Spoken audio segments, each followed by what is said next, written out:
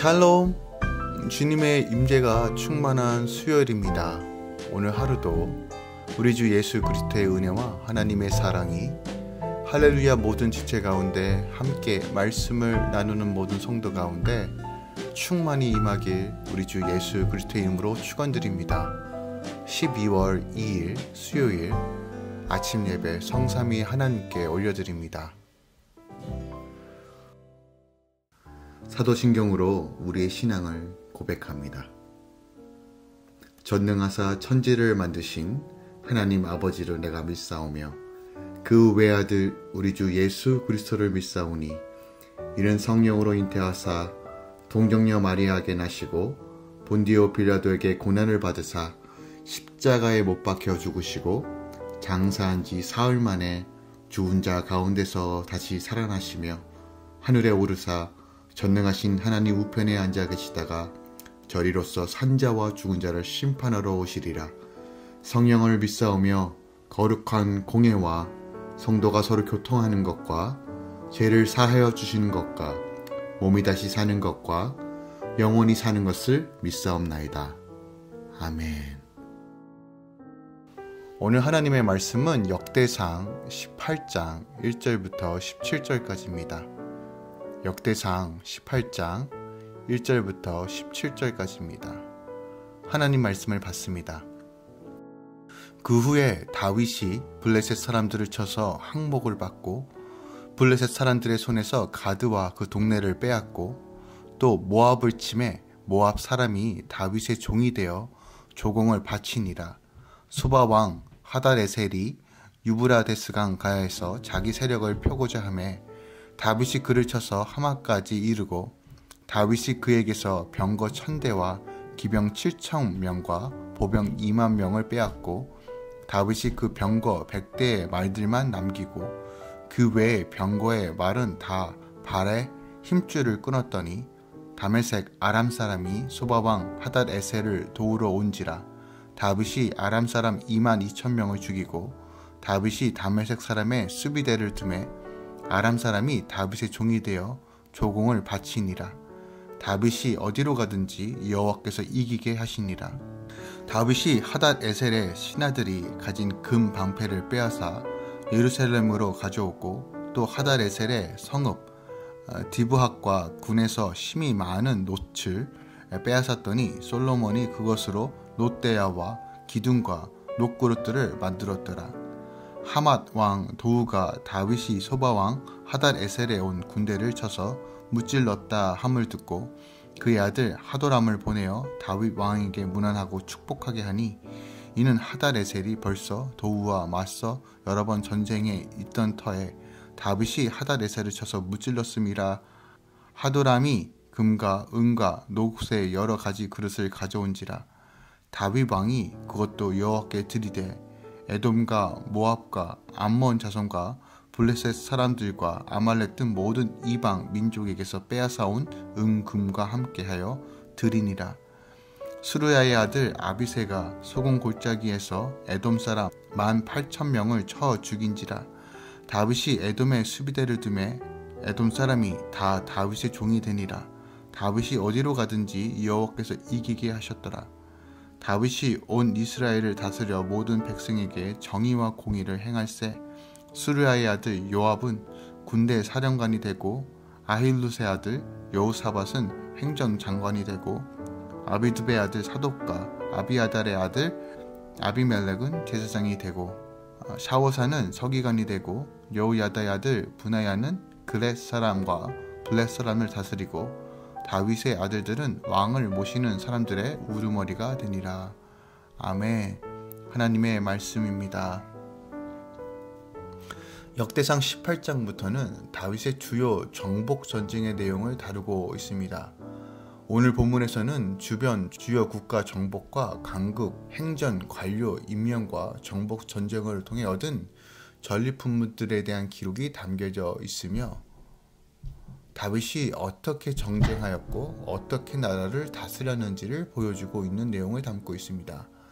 먼저 1절부터 2절은 다윗이 서쪽으로 블레셋을 정복하고 동쪽으로는 모압을 정복한 사실을 기록하고 있으며 3절부터 11절까지는 다윗이 북쪽의 소바와 유브라덴 강 유역에 있는 아람 지역을 정복한 것과 그 땅을 이스라엘 땅으로 종속시킨 사실을 기록하고 있습니다.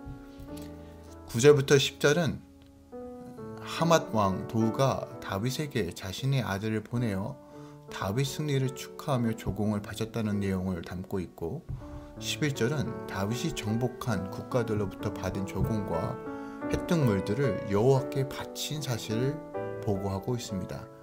또한 12절부터 13절은 다윗이 에돔을 쳐서 정복하고 조공국으로 삼았다는 것을 보고하고 있고요. 15절은 다윗이 온 이스라엘 백성들을 공과 의로서 공평하게 다스렸다는 사실을 기록하고 있습니다. 또한 16절부터 17절은 공평하게 통치하기 위해서 행정 관료를 임명한 사실을 보고하고 있습니다. 이러한 본문이 보여주듯이 다윗은 주변 열강들을 하나씩 정복해 나아갔습니다.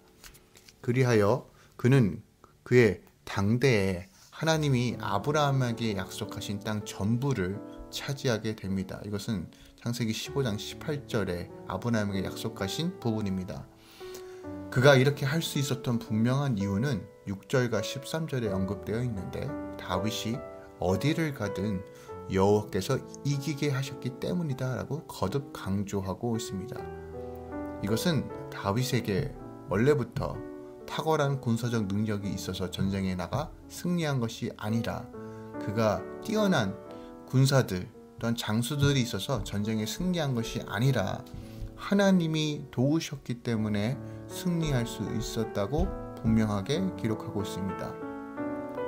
더 나아가 다윗도 이 사실을 잘 알고 있었습니다. 그래서 그는 정복한 국가들에게 받은 조공과 획득물을 하나님께 바칩니다. 또 그는 하나님께서 주신 이 승리에 대하여 많은 시를 지어 노래하기도 했습니다. 그것이 시편 24편, 27편, 46편에 기록되어 있습니다. 이러한 다윗의 승리는 다윗 언약 속에 계신 우리 주 예수 그리스도께서 다스리시는 메시아 왕국의 승리를 예표하기도 합니다. 오늘 본문이 하나님께 함께 하심으로 그가 전쟁에 이길 수밖에 없었다는 사실을 분명하게 선포하면서, 오늘 본문을 통해서 그렇다면 우리가 어떻게 이 말씀을 적용해야 하는지, 우리가 더 오늘 하루 묵상하며 다시 한번 주의 말씀을 붙잡아야 될 말씀이 무엇인지를 함께 나누기 원합니다. 저는 14절 말씀을 한 번 더 묵상하기 원합니다. 다윗이 온 이스라엘을 다스려 모든 백성에게 정의와 공의를 행할세라고 말하고 있습니다. 그러니까 다윗이 온 이스라엘을 다스리면서 그가 전쟁을 하든 그의 백성을 다스리든 공의와 의로 행했다라고 말합니다. 여기서 공은 히브리어로 미슈파트라는 단어를 사용합니다. 즉 심판과 다스림이라는 의미를 가지고 있는 단어예요. 그러니까 재판이나 행정적 다스림에서 객관적인 법에 따라 차별 없이 행하는 정의를 말합니다. 그렇다면 이 객관적인 법이 무엇일까요? 바로 토라입니다. 모세 오경을 말하죠. 그러니까 즉 하나님의 율법을 기준으로 해서 그가 객관적으로 차별 없이 정의를 행했다, 심판과 다스림으로 나아갔다라는 것이에요. 또 의는 무엇입니까? 히브리어로 체테크라는 단어를 사용합니다. 사람들에게 사기나 속임수를 쓰지 않고 정직히 행하는 의를 말하며 하나님 앞에서 거짓이 없는 종교적인 의를 호험하는 말이기도 합니다. 그러니까 다윗이요, 공의와 의를 행했다는 것은 하나님의 율법, 토라를 기준으로 해요 도덕적인 표준에 전혀 어긋남 없이 정의롭게 나라를 다스렸다는 것이에요. 즉 하나님 말씀이 가장 기본이요, 그 말씀을 기준으로 하여 사람 앞에서도 하나님 앞에서도 부끄러움 없이 정직하게 행했다는 것이에요. 또한 모든 정복 전쟁에서도 동일한 방식으로 공과 의를 행했대라고 역대기 기자가 말하고 있습니다. 그러니까 자기에게 가까운 사람에게는 너그럽게 대하고 멀리 있는 사람에게는 강력하게 대하는 이런 이중잣대로 생활한 것이 아니라 그의 삶의 모든 기준이 바로 하나님의 율법이었다는 것이에요. 만약 다윗의 정복 전쟁에서 폭력과 무질서 불안과 불법이 존재한다면 결코 평화와 안정, 율법의 온전한 성취는 이루어질 수 없었을 것입니다. 이런 이유에서 하나님을 믿지 않는 이방 족속들을 완전히 멸하라고 지시한 것도 이와 같은 맥락에서 우리가 이해할 수 있습니다. 그들은 하나님의 공의에서 벗어났고 하나님의 말씀대로 행하지 않았기에 하나님의 심판의 대상이었고, 다윗은 그 말씀에 의해 하나님의 공의와 의를 실현하는 도구로서 사용된 것입니다.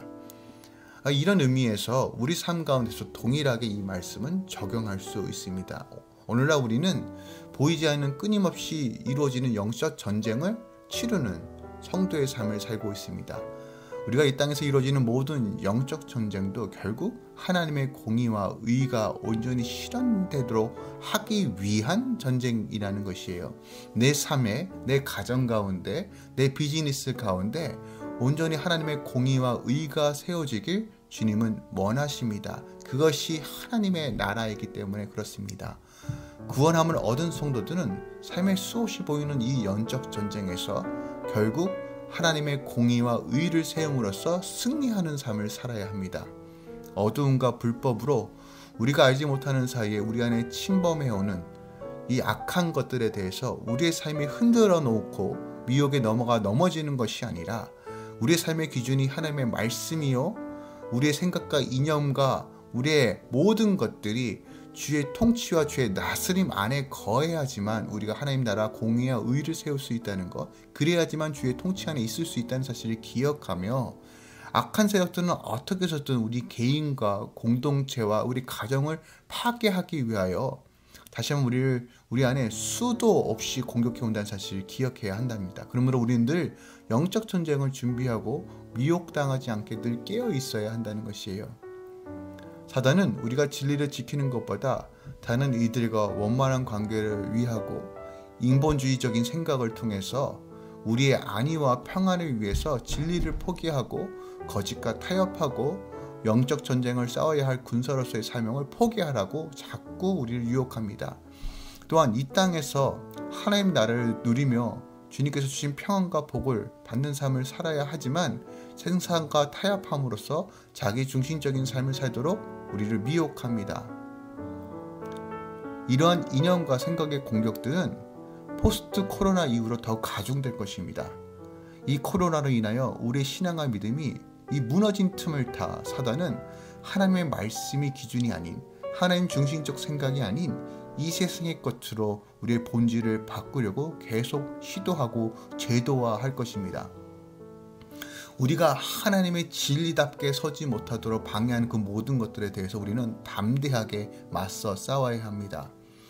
이것은 정치적으로 우로나 좌로나 이런 것들을 말하는 것이 아닙니다. 우리는요, 하나님 말씀 중심이어야 합니다. 그래서 하나님의 말씀에 대적하는 것들에 대해서는 우리가 끊임없이 싸워서 이겨야 되며, 또한 생각과 마음으로 공격해오는 이 사단의 공격으로부터 우리의 마음을 지켜서 우리의 삶의 중심이 오직 하나님의 나라와 공의와 의와 그 기준은 주의 율법과 말씀을 지켜 행함으로써 이루어진다는 사실을 분명히 기억하며 나아가야 한다는 것이에요. 그래서 바울은요, 참된 그리스도인의 삶을 살기 위해서 이렇게 선포합니다. 디모데전서 6장 12절이에요. 믿음의 선한 싸움을 싸우라, 영생을 취하라 라고 우리에게 단호하게 권면하는 것입니다. 우리가 이 땅에 살지만 영적 전쟁의 승리 없이는 평안도, 사랑도, 기쁨도, 안식도 없다는 사실을 기억해야 합니다. 다윗이 나라를 다스리면서 공의와 의를 실현하면서 하나님께서 약속하신 가나안 땅의 모든 땅을 정복한 것처럼 우리도 이 땅에 살면서 끊임없이 이루어지는 영적 전쟁에서 다시 한번 하나님의 말씀을 붙잡고 주의 말씀대로 살면서 이 승리할 수 있는 영적 전쟁에서 승리하여서 하나님의 공의와 의를 실현함으로 하나님의 기쁨과 감격 가운데 이 마지막 때를 살아가야 한다는 것입니다. 끝까지 믿음으로 걸어가며 예수 그리스도의 십자가의 도가 우리를 이끌어갈 수 있도록 성령의 인도하신 가운데 늘 붙들린 바 되어 나가야 한다는 것이에요. 늘 주님께 마음과 뜻을 다하여 헌신하고 삶 속에서 늘 영적 전쟁에서 승리하는 거룩한 성도 되시길 부탁드립니다. 그러므로 우리의 생각과 이념과 관점이 세상에 물들이지 않고 모든 것이 하나님 말씀 중심적으로 생각하며 주님께서 무엇이라 말씀하시는지 끊임없이 성령의 도우심을 구하며 하나님의 공의와 의를 행할 수 있도록 지혜를 구하고 또 삶을 행함으로써 성도의 삶이 오직 예수만 드러날 수 있도록 인도해 달라고 그렇게 행하심으로 나아가도록 오늘 하루도 다시 한번 주님께 간구하시고 또한 주님의 붙들림 가운데 걸어가시길 우리 주 예수 그리스도 이름으로 축원드립니다. 기도하겠습니다. 주님, 이 시대가 악하여 하나님을 보지 못하게 합니다. 또한 수많은 제도화를 통해서 예배를 드리지 못하게 하고 성도들의 마음을 빼앗아갑니다. 주님, 이럴 때일수록 우리 안에 하나님의 열정의 불, 소명의 불로 채워주시옵소서. 하나님의 나라와 의를 위해 나아가는 삶, 그것이 얼마나 가치 있고 복된 삶인지를 분명하게 알게 하여 주시옵소서. 타협하지 않기 원합니다. 세상의 생각과 이념으로 물들이지 않기 원합니다. 주여, 우리를 긍휼히 여기시고 불쌍히 여기시고 하늘의 지혜로 채워주셔서 말씀을 기반으로 말씀으로 이루시는 하나님을 바라보며 오늘도 믿음으로 걸어갈 수 있도록 역사하여 주시옵소서. 이제는 우리 주 예수 그리스도의 은혜와 우리 하나님 아버지의 놀라우신 사랑과 성령님의 내주교통 충만 역사하심이 오늘도 믿음으로 공의와 의를 행하며 하나님 나라를 세워가며 예수 그리스도의 향기가 각 삶에서 드러나려고 발버둥치며 다시 한번 주의 도우심을 구하는 모든 성도들의 삶 가운데 이제로부터 영원까지 함께 있을지어다. 아멘.